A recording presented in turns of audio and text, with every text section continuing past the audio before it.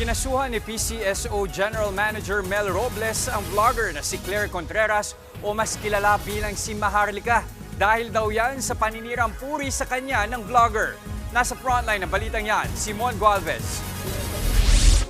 Sinampahan ng kasong defamation at invasion of privacy ni PCSO General Manager Mel Robles ang vlogger na si Claire Contreras o mas kilala bilang si Maharlika. Ayon kay Robles, napagdesisyonan nila ng kanyang asawa na kasuhan si Maharlika sa Central District Court of California dahil sa walang basehang akusasyon nito sa kanya at kanyang pamilya. Sa California, sinampa ang kaso dahil doon nakatira si Maharlika. Ang kinuha niyang abogado si Camille Vasquez, ang naging abogado ng aktor na si Johnny Depp sa defamation case laban sa kanyang dating asawa na si Amber Heard.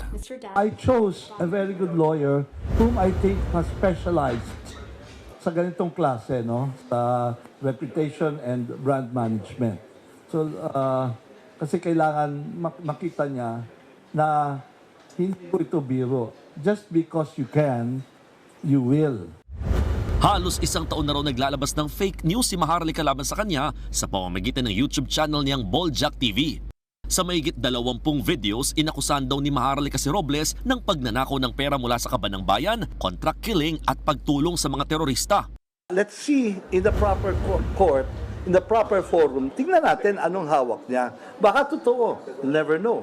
I'm sure sa kanyang pantasya, totoo lahat ito. But we will put it out in the open. We will challenge that. We will scrutinize that. Hinahamon naman ng PCSO General Manager si Maharlika na harapin ang kaso laban sa kanya. So now I'm bringing justice to your doorsteps. Hindi ka kayang protektahan ng Pacific Ocean. I will bring justice and I will bring it to you. Just be brave enough she just has to brave enough to harapin yung consequences niya. Bukod kay Robles, unang nagsampa ng kaso laban kay Maharlika ang Pinoy designer na si Puy Quiñones dahil sa akusasyon ng vlogger na peke raw ang disenyo niya sa gowns ni First Lady Liza Marcos. Kinasuhan din siya ng broadcaster na si Anthony Taberna nang pagbintangan siyang hindi nagbabayad ng buwis. Sinusubukan naman ng News 5 na kunin ang panig ni Contreras. Nagbabalita mula sa frontline, Mon Gualvez, News 5. Mga kapatid, Jess De Los Santos po, huwag magpahuli sa mga umaaksyong balita at napapanahong issue sa bansa. Para sa mas malawak na balitaan, mag-subscribe at mag-follow sa social media pages ng News 5.